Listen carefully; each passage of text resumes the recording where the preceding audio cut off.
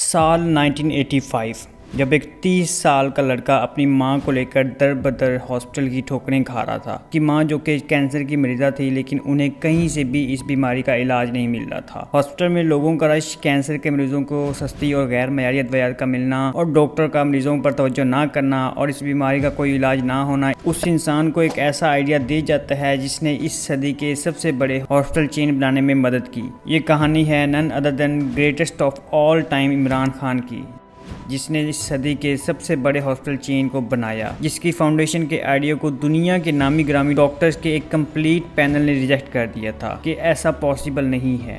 This is the story of building شوکت خانم۔ اور اسی حوالے سے بڑی خوشی کی بات یہ ہے کہ شوکت خانم ہسپتال this is going to be one of the most advance cancer treatment facilities of the country. یہ شوکت خانم بڑا اچھا ہاسپٹل ہے، ہر ڈاکٹر اچھے ہیں، ساری نرسیں، سسٹر سارے بالکل اچھے ہیں۔ جتنا پروٹوکول وہ شوکت خانم والے دیتے ہیں یہ میں خود نہیں دے سکتا اس بچے کو سر، جو ڈاکٹر جو اس سے اتنا پیار کرتے ہیں۔ 1952 میں پاکستان کے شہر لاہور میں جنم ہوتا ہے عمران احمد خان نیازی کا۔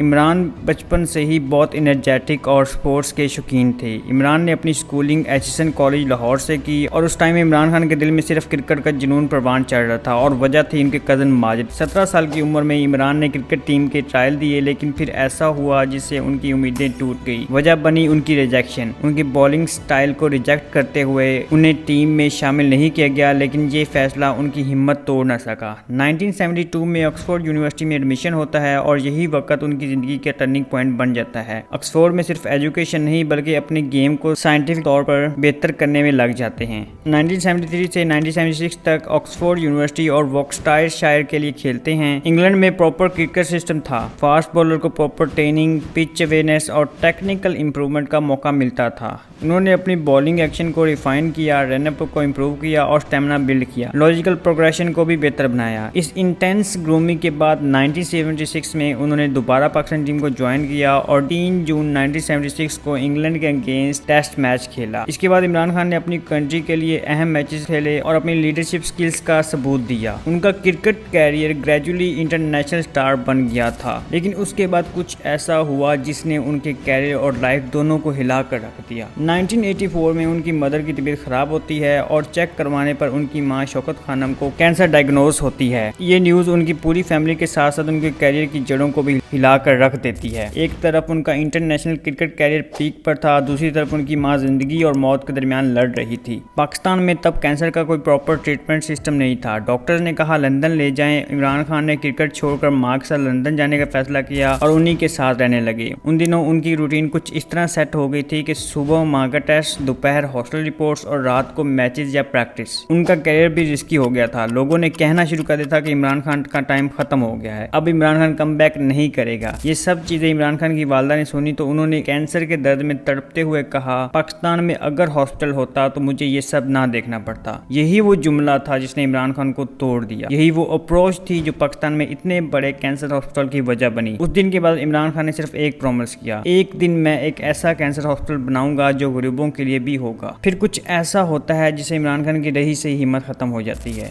اگست 1985 میں ان کی مدر کی ڈیتھ ہو جاتی ہے کینسر کی وجہ سے۔ یہ ان کی زندگی کا سب سے گہرا ٹراما تھا۔ انہوں نے اوپنلی کہا تھا کہ وہ ہیلپ لیس فیل کر رہے ہیں۔ اس کے بعد ان کی زندگی کا ایک ہی گول بن جاتا ہے کہ نام بنانا اور شوکت خانم کے لیے فنڈ ریز کرنا۔ کرکٹ میں واپسی کے ساتھ انہوں نے اپنی ٹیم کی کمانڈ سنبھالی اور دنیا بھر میں نام کمایا۔ 1987 میں ورلڈ کپ کے بعد انہوں نے فل فوکس اپنے گول کو اچیو کرنے کے لیے ریٹائرمنٹ کا اعلان کر دیا، لیکن قسمت کو کچھ اور ہی منظور تھا اور یہ ٹائم ان کے لیے ٹرننگ پوائنٹ بن جاتا ہے۔ عوام اور بورڈ ان کی ریٹائرمنٹ ایکسیپٹ نہیں کرتی، جس کی وجہ سے انہیں واپس آنا پڑتا ہے کیونکہ ان کی لیڈرشپ کی ٹیم کو بھی ضرورت تھی۔ 1988 میں دبئی میں عمران خان نے پہلا فنڈ ریزنگ ڈنر آرگنائز کیا اور پھر پاکستان واپس آ کر شوکت خانم ٹرسٹ بنائی اور اس کے ساتھ ٹیم کو لیڈ اور کنسسٹنٹ پرفارمنس دی۔ یہ سال ہاسپٹل کے لیے گراؤنڈ ورک کا تھا۔ فنڈ ریزنگ کا کام سٹارٹ ہو چکا تھا لیکن لوگ یقین نہیں کر رہے تھے۔ 1988 میں عمران نے جب سیریس فنڈ ریزنگ سٹارٹ کی تو انہوں نے سمجھا کہ صرف پیسہ ہی نہیں، ایکسپرٹ ڈاکٹر اور پروفیشنل میڈیکل بورڈ بھی چاہیے ہوگا۔ اس لیے انہوں نے UK، USA اور پاکستان کے ٹاپ ڈاکٹر سے کنٹیکٹ کیا۔ جب اس آئیڈیا کے اوپر بات ہوئی تو زیادہ تر ڈاکٹر نے منع کر دیا تھا۔ ان کا کہنا تھا کہ پاکستان میں اتنا بڑا کینسر ہاسپٹل بنانا مشکل ہی نہیں، ناممکن ہے۔ ان کا یہ ماننا تھا کہ انفراسٹرکچر، فنڈنگ اینڈ ایکسپرٹیز کی کمی کی وجہ سے یہ پروجیکٹ سکسیسفل نہیں ہو سکتا۔ یہ چیزیں انسان کو مایوس کرنے کے لیے کافی ہوتی ہیں، لیکن ایسے میں ایک ایسے ڈاکٹر تھے جو اس آئیڈیا پر یقین رکھتے تھے۔ وہ تھے ڈاکٹر نوشیروان برکی۔ انہوں نے عمران خان کو سپورٹ کیا اور کہا کہ اگر صحیح پلاننگ اور ڈیڈیکیشن کے ساتھ کام کیا جائے تو یہ ممکن ہے۔ ڈاکٹر برکی نے عمران خان کو انکریج کیا کہ وہ اس مشن کو لے کے آگے بڑھیں۔ انہوں نے اپنے میڈیکل ایکسپرٹیز اور کانٹیکٹ سے ہاسپٹل کے لیے فاؤنڈیشن سٹرونگ کرنے میں مدد کی۔ عمران خان نے ڈاکٹر برکی کو چیف پلانر اور ٹیکنیکل ایڈوائزر بنایا۔ پھر مل کر انہوں نے شوکت خانہ میموریل ٹرسٹ بورڈ بنایا، جس میں ڈاکٹر، بزنس مین اور لیگل ایڈوائزر شامل تھے۔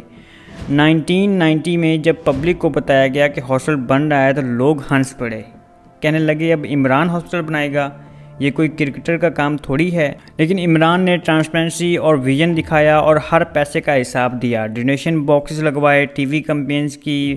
1990 اور 1991 میں یورپ اور مڈل ایسٹ میں فنڈ ریزنگ ٹرپس کیے۔ کرکٹ کا اسٹیڈیم ان کا کام آیا، ہر میچ، ہر سپیچ ان کا مشن بن گیا تھا۔ اور اس کے بعد کچھ ایسا ہوا جس نے اس پروجیکٹ کو ایک نئی ڈائریکشن پر گامزن کر دیا۔ سال آتا ہے 1992۔ عمران خان اس سارے پروسیس کے ساتھ ساتھ اپنے کرکٹ پر بھی کام کر رہے تھے۔ 25 مارچ 1992 کو عمران خان نے ورلڈ کپ جیت کر ایک ہسٹری رقم کرتے ہیں، اور یہ پاکستان کی ہسٹری کا پہلا ورلڈ کپ ہوتا ہے۔ یہ صرف ایک سپورٹس اچیومنٹ نہیں تھی، بلکہ ان کا ٹرسٹ اور ہاسپٹل پروجیکٹ کے لیے سب سے بڑا میڈیا موومنٹ تھا۔ انہوں نے اس فورم پہ اپنے گول کو بتایا اور فنڈ ریزنگ کی۔ اپریل 1992 میں وہ ورلڈ کپ کے بعد آفیشلی کرکٹ سے ریٹائر ہو گئے، لیکن اب ان کی دوسری اننگ سٹارٹ ہو چکی تھی، اور وہ تھی شوکت خانم ہاسپٹل کی کمپٹیشن۔ عمران نے گراؤنڈ لیول پر بھی مشن پہ کام شروع کر دیا۔ انہوں نے عمران ٹائگرز بنائی، اسکول بچوں کا فنڈ ریزنگ ٹیم جو ٹریفک لائٹس اور گلی گلی جاتے اور ہاسپٹل کے لیے فنڈ اکٹھے کرتے۔ 1992 کا ورلڈ کپ عمران کی زندگی کا ٹرننگ پوائنٹ تھا۔ 25 مارچ 1992 کو پاکستان انگلینڈ کو ہرا کر پہلی دفعہ ورلڈ کپ جیتتا ہے۔ اس جیت نے نہ صرف ملک بھر میں جشن منایا گیا، بلکہ عمران خان نے اس جیت کو ایک نوبل کاز کے لیے یوز کیا۔ ان کا پرائز منی جو اپروکسیمیٹلی 1 ملین پاؤنڈ تھا، شوکت خانہ میموریل کینسر ہسپتال کے لیے ڈونیٹ کر دیا گیا۔ یہ وہ وقت تھا جب لوگ کرکٹ کے ہیرو پر پوری طرح بھروسہ کرنے لگ گئے تھے، اور ہاسپٹل کا ویژن ان کے لیے حقیقت بن گیا تھا۔ پھر 1994 میں عمران خان نے ملک بھر میں نیشنل فنڈ ریزنگ ٹور شروع کیے۔ یہ ٹور 29 سٹیز تک گئے، جہاں وہ خود پک اپ ٹرک پر کھڑے ہو کر عوام سے اپیل کرتے تھے۔ صرف 6 ہفتوں میں انہوں نے $5 ملین جمع کیے۔ یہ مشن لوگوں کے جذبات کا امتحان تھا، لیکن عمران کی ڈیڈیکیشن اور ان کی ایمانداری نے لوگوں کو انسپائر کیا کہ وہ اس کاز میں بھرپور حصہ لیں۔ اس سفر نے شوکت خانم کے لیے فنڈ ریزنگ کا راستہ کھولا اور ہاسپٹل کی بنیاد مضبوط کی۔ 1991 میں شوکت خانم ہاسپٹل کا گراؤنڈ ورک فارملی سٹارٹ ہوا۔ عمران خان نے اپنے ویژن کو پروفیشنل شیپ دینے کے لیے اپنے کزن اور top level medical expert doctor Nausherwan Burki کو انوالو کیا، جو یو ایس میں ایک مایو کلینک سے تعلق رکھتے تھے۔ ماسٹر پلان ڈاکٹر برکی نے تیار کیا، جبکہ ہاسپٹل کا ڈیزائن ایک امریکن فرم گراہم ریب نے بنایا۔ لاہور کی انجینئرنگ ٹیم نے لوکل کنسٹرکشن اور اسٹرکچر کا ذمہ لیا۔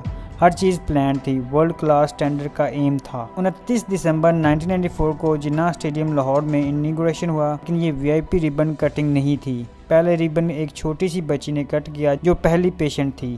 یہ سمبولک تھا کہ ہاسپٹل کسی سفارشی امیر کے لیے نہیں بلکہ عام لوگوں کے لیے بنا تھا۔ اسی وقت الٹرا ساؤنڈ اور MRI جیسی ایڈوانس ڈائگنوسٹکس پہلی بار پاکستان میں انٹروڈیوس ہوئے۔ ساتھ ہی سائیکلوٹرون بھی انسٹال ہوا جو ریڈیو آئسوٹوپس بناتا ہے کینسر ٹریٹمنٹ کے لیے۔ ساؤتھ ایشیا میں یہ پہلی دفعہ ہوا۔ نرسنگ ٹریننگ، بلڈ بینک اور آنکولوجی نرسنگ ڈپلوما جیسے سسٹم بھی انیشیل سٹیجز انوویٹ کیے گئے۔ ہر سٹیپ ویژنری تھا، یہ صرف ہاسپٹل نہیں ایک میڈیکل ریولیوشن تھا۔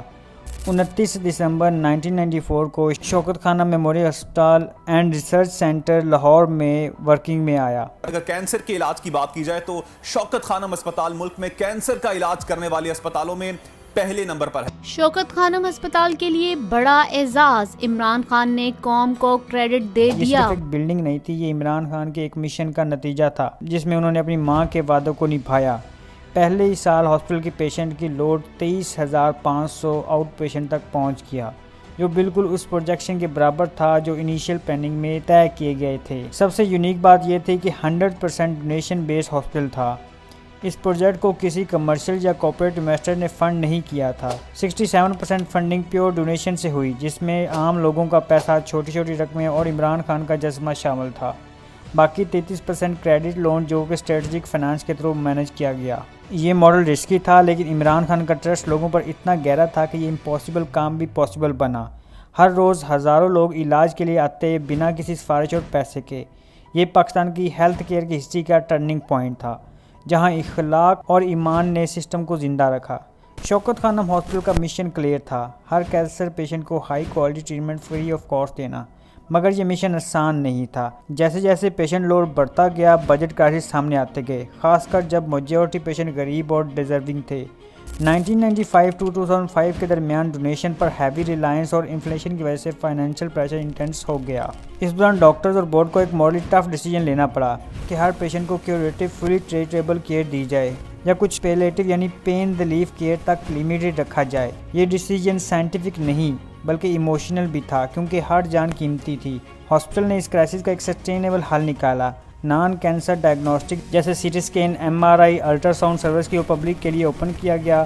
ان پیڈ سروس سے جو انکم جنریٹ ہوئی اسے فری کینسر ٹریٹمنٹ کے لیے ڈائیورٹ کیا گیا۔